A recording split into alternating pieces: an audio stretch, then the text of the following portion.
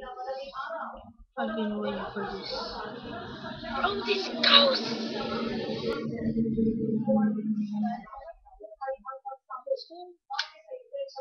Where is she? And this ghost.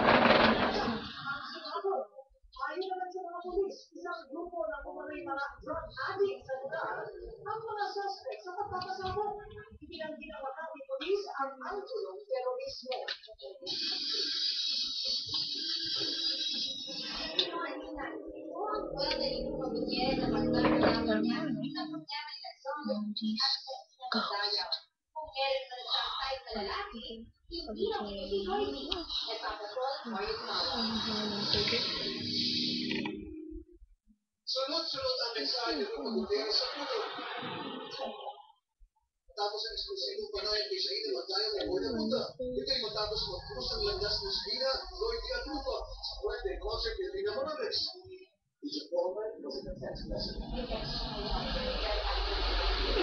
One of my favorites.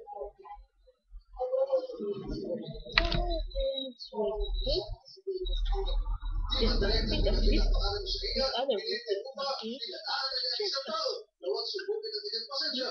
Pero nagsinungaling pa raw ito. Inahamon yung daw niya sino man ang patunayan siya na lumisa ng palitan ng flex.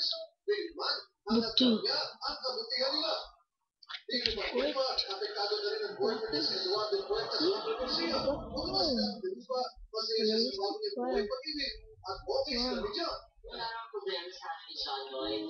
Matagal na kami nagkakaroon. Bago siya lumakas sa fashion week ngayong gabi, inabot na rin ng lupa ang gusto niya pahayag sa mga Garcia.